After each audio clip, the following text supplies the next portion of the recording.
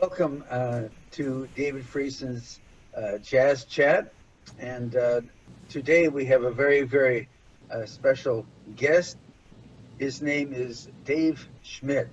He is the program director of both instrumental jazz and music industry studies at Glendale Community College in Arizona.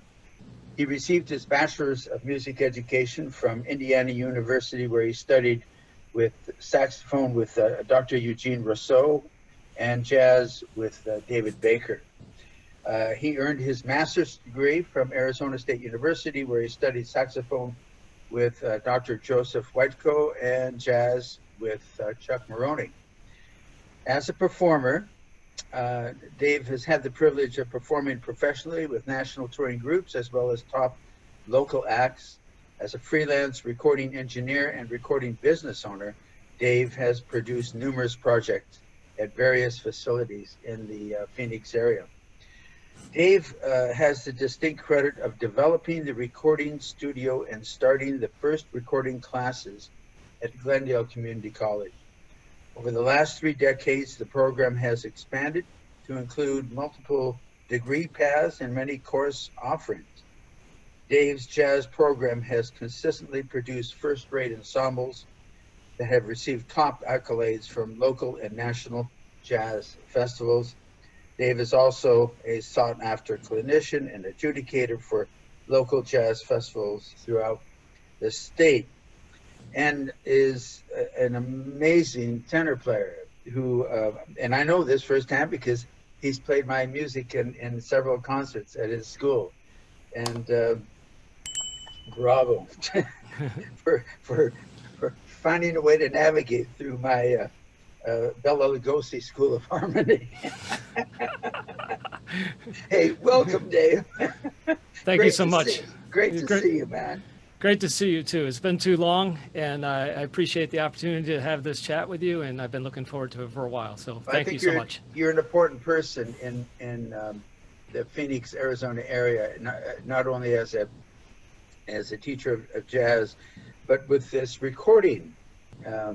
This is the only one, I guess, you started this in Arizona, is that right? I did. I started the program here, gosh, it was probably almost 30 years ago. Hate to say it, but yeah, time flies. Why? Yeah, exactly. But we're part of a community college network of 10 colleges, and there are probably 3 or 4 solid recording programs in the various colleges throughout the Phoenix area. We're one of them. We're one of the earlier ones, and myself and Mesa Community College, which is another big school across the valley, have been at this for quite some time. Yeah. This is a question that I've asked all the people I've interviewed. How did you get through and how are you getting through the pandemic with the lockdowns, the restrictions? As musicians, you know how we've suffered through this one. What about you? Well, it's a multifaceted question because there's all kinds of dynamics involved with that, personal, psychological, all kinds of things. But my program actually has flourished in a unique way. We had to address how we were going to handle this situation, and every instructor had to come up with their own plan, and we put our heads together to come up with things that would help each other out. And some people decided that they were going to be completely online, and some people decided they were going to be more of a combination of hybrid and online.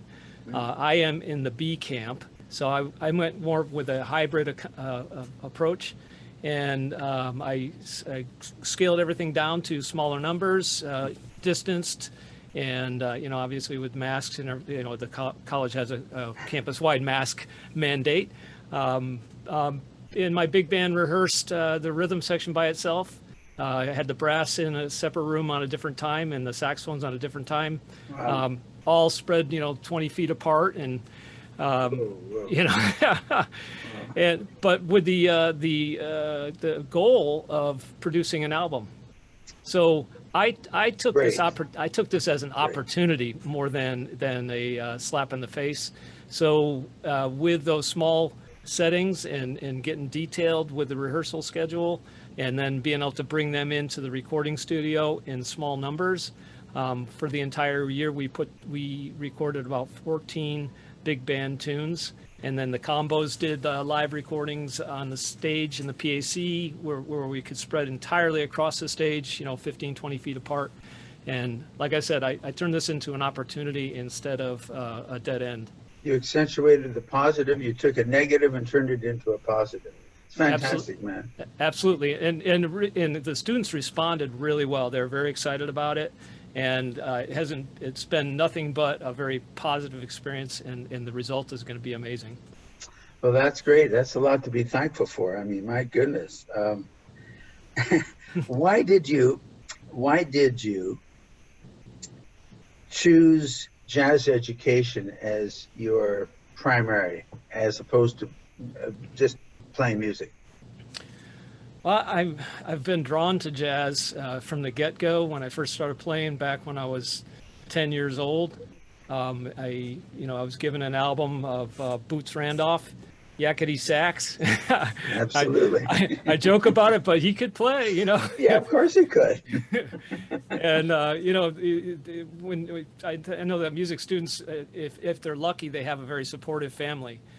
So I had a very supportive parents, and they came to all my performances, and my family was very supportive beyond my parents in terms of giving me recordings and just they talk about it. They were very interested in what I did, and then I had the luxury of and the blessing of having some outstanding instructors in my high school, both of which were symphony players, but they also were gigging doubler show players, so they knew the ins and outs of what it took to be a professional freelance musician.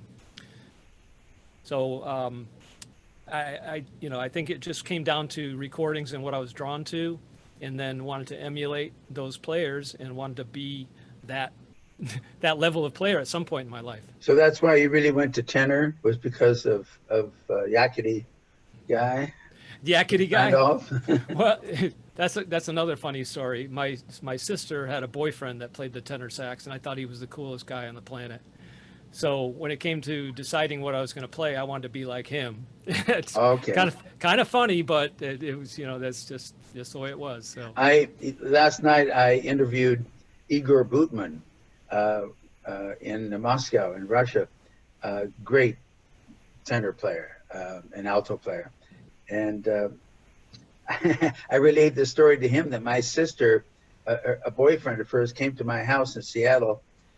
He was a bass player. He had a big acoustic bass, and he came in the house and asked my dad if he could leave his instrument there while he took my sister out on her date. My dad said, sure. And I looked at that instrument and I said, I will never play an instrument like that. So just the opposite effect. And look where it turned out, right? Yeah, never say never. Say never. What kind of upcoming events, projects are you working on right now? Well, I think, as I mentioned before, the recordings that I've been doing, I've got a pretty solid backlog of editing and video. Because when we did the combo recordings that I mentioned, I did a 3-camera angle shoot and then a multi-track audio thing as well. So I've got to piece all that together and edit it. Okay. And then, of course, the album. Playing-wise, things have been pretty much on the not much going on.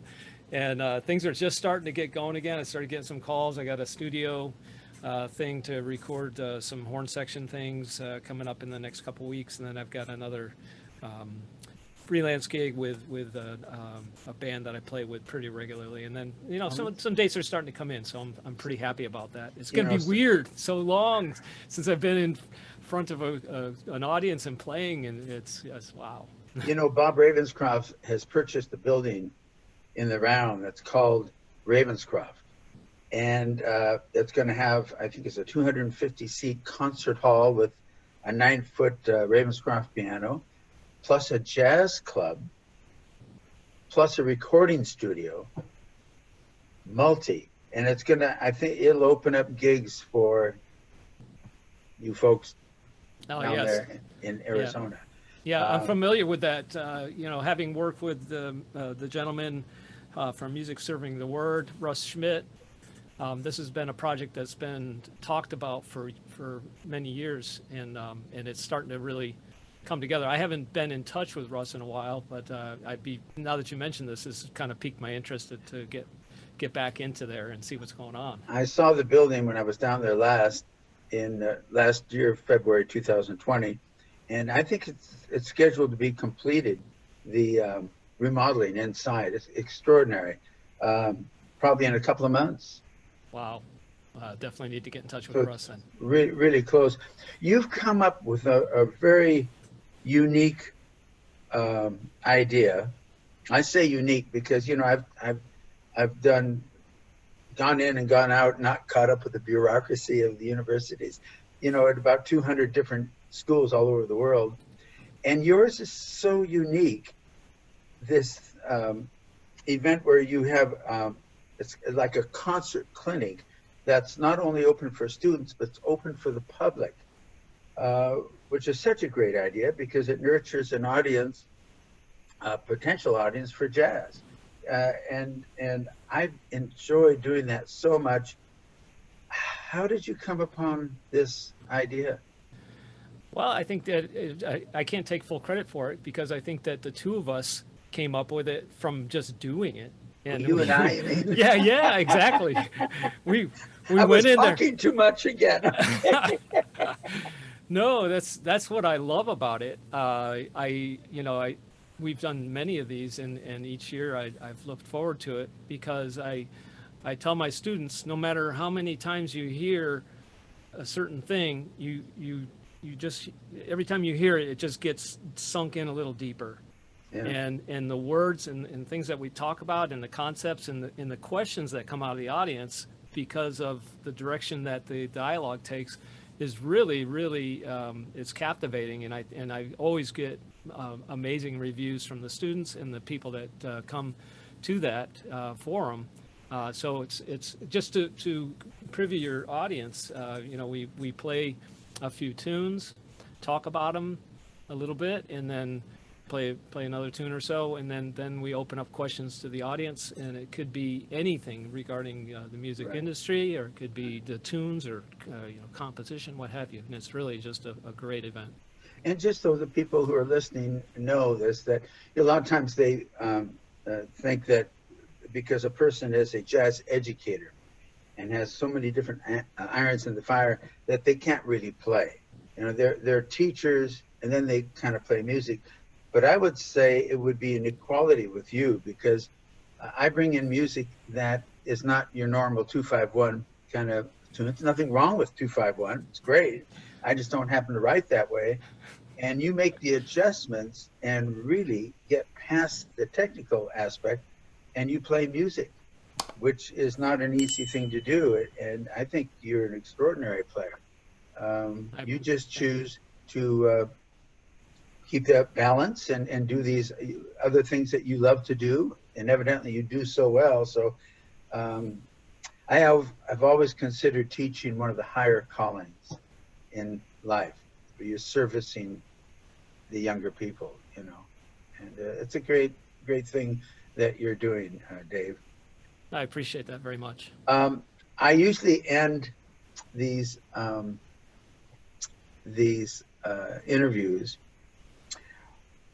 asking the interviewer to share some words of encouragement and of hope for a world that is wonderful, but a world that is going through a lot of difficult times right now and choices to be made. And I just ask all my people I'm interviewing, what can you share with the folks that are listening that might encourage them and give them a hope? And there's no right or wrong here. It's just I get different answers from everyone. So, Well, I'm going to share it from the vantage point of what keeps me ticking. And I can say that I think it's really important to follow your passion. And if you don't know what that passion is, it might be right in front of you. You just have to follow what is keeping you interested and keeping you driving towards goals. And I think if you have that passion, you want to keep it in balance with things that are going to detract. You want to keep those things in mind. You want to be in touch with what's going on around you, but you don't want it to pull you in so hard that you're not able to fulfill what is going to really keep you going forward, and that's going to be your passion and your goal of what you want to be as a musician, a contributor to society, a person that's going to spread the word and the love, and to folks that you can help along the way. I get a lot out of seeing people grow, and I think that if we can just get beyond ourselves and realize that the more we give, the more we get back, and I think that all of these things tied together is going to create a balanced approach, and that balance is going to keep you going. It's going to keep you focused, and it's going to keep you from being less than productive. You always want to keep things moving forward. yeah, there's a biblical scripture that says, "What you sow, so shall you reap." Absolutely. And I remind myself all the time, the more I give, the more, and it's not like I'm giving to get back. It's just that I realize that that's what is going to happen. Yeah. Those are great words. Those are great words, David.